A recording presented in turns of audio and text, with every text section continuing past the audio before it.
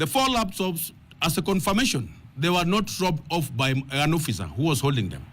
Those ones were the recoveries. And I'll clearly say, when the officers were off the duty area, all those laptops were handed over to police station for safe custody. And even as we were speaking, they are in Central Police Station for safe custody. So no robbery, or rather any other crime of such a nature was committed by our officers in broad daylight. There were recoveries. Also to clarify, or rather to make it clear, the officer who was seen shooting a protester in close range, he was arrested yesterday. And as now is in cells at Capital Police, the police stations, is also being processed to face law. Because law cuts across every other person. No person should be left without having it once the crime has been committed. Always we discourage going to such duties where we have got rioters with what we call live ammunition. We normally have what we call the tear gases and normally the riot gear. Live ammunition, we know where we use them. We are not in active operations where we are supposed to use the live bullets.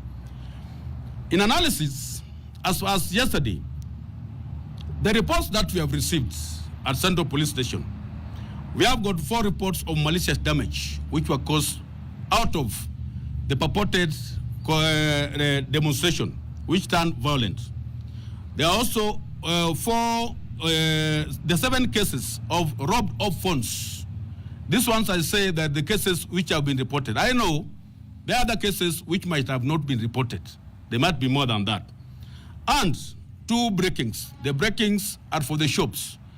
There are 2 ladies who are businessmen within the main area, which there's a concentration as yesterday. One is claiming, or rather reporting, she lost clothing amounting to 2 million. That's too much for that person. That's total loss. The other one has made a report of the items valued at 200,000. And these ones were taken by the protesters. So as you can see, it wasn't what we call a peaceful demonstration. It was a thuggery by its nature. And that one, as a policing fraternity, we cannot allow. My assurance to the public, we are there to provide security to you all, regardless of who you are. But law will be followed to the latter. We would not want to discourage the issues of processions or other demonstrations, provided the right procedures are followed. We have been having demonstrations even since this year by the people, nurses and other people. They have been very peaceful. We have been covering them. And none has turned to be as what we saw yesterday. We are always ready and we shall provide the necessary assistance to our public in terms of provision of security.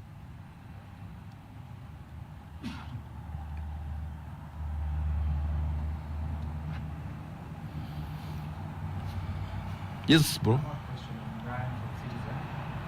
You think that the goons and the police, what we saw yesterday, they had no relation.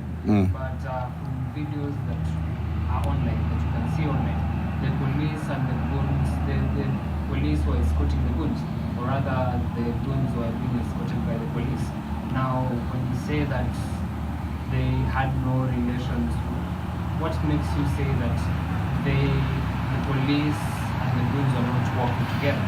And another question is, if what you saw in the videos are what we can go by, can you tell us who hired or who ordered these goons to take over the streets? And the last question is, with the arrest that we've seen of the 2 police officers, can you tell us which units they are attached to or the stations that they are attached to? Okay. Good question. For question 1, I repeat my remarks. The goons and the police, we had no relation. And for this one to be made very clear, the role the officers played, even during that time, there's a team we have set to ensure we see, or rather we determine, what is it that made them to be together. Because goons were not even in our briefing. Also, just as said, it was even difficult to realize between the goons and the protesters. Normally, we have what called the diversionary issues in terms of how people work. We have been seeing goons working, or rather attacking us through what we call the stones. They might have even changed to be using the fimbles in terms of attack. And that's why we are already in a what we call a troubled zones. And the troubled zones, once you overreact, the situation become more and more difficult to manage.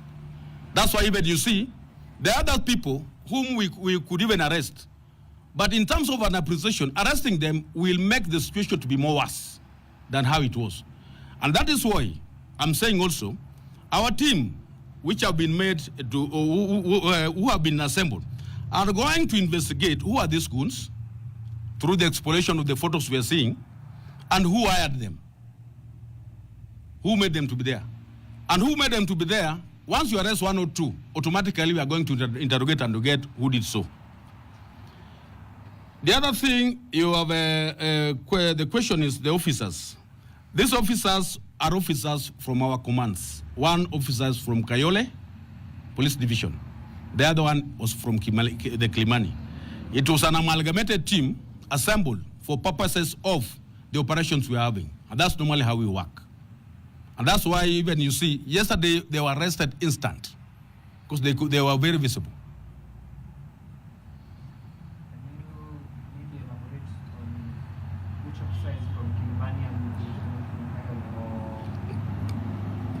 Oh, there's that Barasa. Barasa Masinde is from Kayole.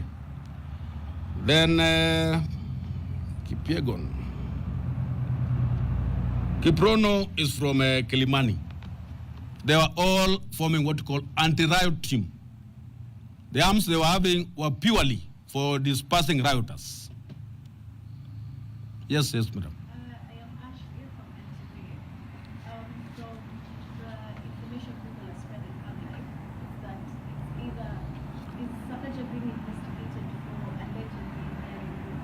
Who, Sagaja? Yes. No, that one, maybe my team have not revealed. When you approach Sakaja as a person, we may not get the information. He will recant. But when we start arresting, that's the time we are going. They will tell us who hired them. My other question. Yes. So every time, or rather, people have congregated to protest as a nation. We always have incidents of police brutality. The latest one was yesterday. Is there any evidence, moves you're making to show us that you're going to stop this police brutality, and exactly people are that it's time police brutality ends? Good question. Before we leave for such operation, there's an elaborate briefing. And this elaborate briefing is also contained in what we call our operation order, which is an evidence. In the operation order, we normally have what we call the tools for work. We are supposed to work for that purpose. And this tool for work for the demonstrators is purely full riot gear. No ammunition we're supposed to have. The highest caliber of ammunition we are supposed to have is that one for the rubber bullet, which, if you see it yesterday, they could cause more injury when you are being shot at close range. But when not in close range, they don't have effects. This is what we have been doing. The command systems are very elaborate and very simple to understand. The demonstrations were within the CBD. The commander for the central police station, having mapped out the areas of trouble, we normally give out what we call the officers to seal off those areas. The command is within that area. While we are sitting at the back as strategists, analyzing which is this area which is more trouble, whereby we may also do what we call inserting other troops whom we are having on standby, or rather trying to assemble others to go and seal off those other areas. That is what we call elaborate coordinated approach, making us to achieve with the aim of the operation. Another question is, there was a court ruling a while back that banned police from wearing face masks or cover their identities. And we've seen it is becoming a norm in Kenya for police officers whenever there's a protest to cover their faces with face masks or balaclavas. Now we saw yesterday with the shooting that happened, the police officer had his whole face covered, and it is very hard to know and to see who that police officer is. As the command of the regional police. Now, what are you doing, or is it coming down from the command that when you're going out to protest, you should cover your faces, or what are you doing to follow the control? Good question. I've talked of a gear for riot. A gear for riot, a face mask is not a gear for riot. That one is falling against what I call breach of the principles of operation. All face masks, the way we have been wearing them during the corona time, they are not supposed to be worn in such occasions. What we are supposed to wear in such occasions for riot, because of the aspect of tear gas, we have what we call respirators, which has got the breathing space and the eyes are more concealed.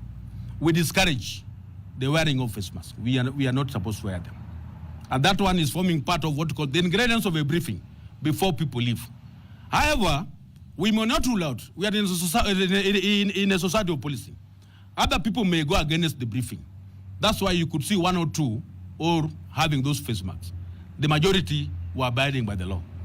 We shall emphasize on the need of having put on the gears as per the need of that operation.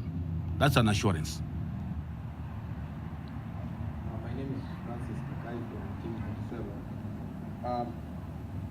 Are people allowed to demonstrate in Nairobi? My question is tied to, because the 25th of June is coming, and most definitely there will be a planned demonstration again the 25th, because it's an anniversary of the last year, 25th. What can the police tell the people who are planning to demonstrate on that particular day? Because when you get the messages for people who are planning to demonstrate, they usually say, carry a phone, carry a bottle of water, and flag. But when it reaches that day, things turn haywire.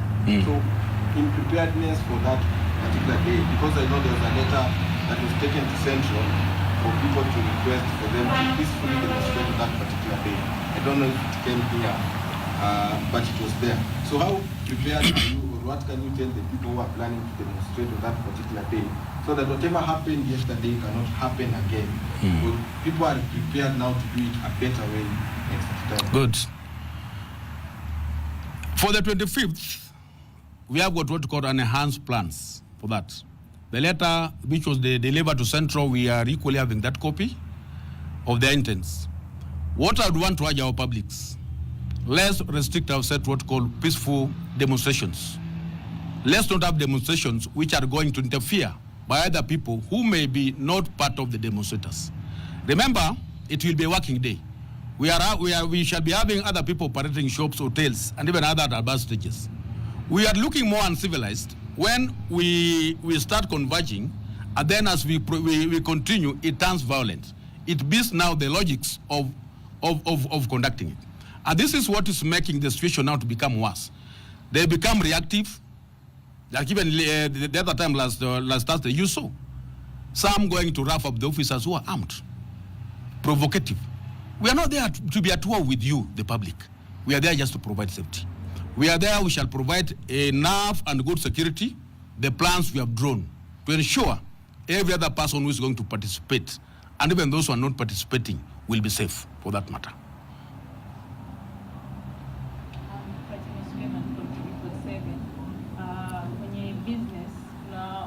Biashara wamelalamikia kwa biashara zao wamepunguza mali zao. So far mmefanya what measures zenye mmefanya na kuhakikisha kwamba sababu amesema kama kuna uwezekano wa compensate, is it possible wanaweza kwa compensate? So your businesses, they have got variety. Other businesses are insured, but in terms which can cover insurance. But as an agency, we endeavor to ensure every person and the property is very safe. It's only that when it turns otherwise, when this situation, they face the losses. Remember, like yesterday you saw, these people are all over the town. Even when you could even access Globe, they were there. Area Kamkunji, they were there. And the other areas, they were there. And that's why I said initially, the means for which they had come for the demonstration was not for demonstration. They were coming to loot, which is against the law. Assurance to the business community, security will be there. Officers will be. We have got enough. Thank you. Kusawa. Yes, thank you. Kuchonjo. Asante.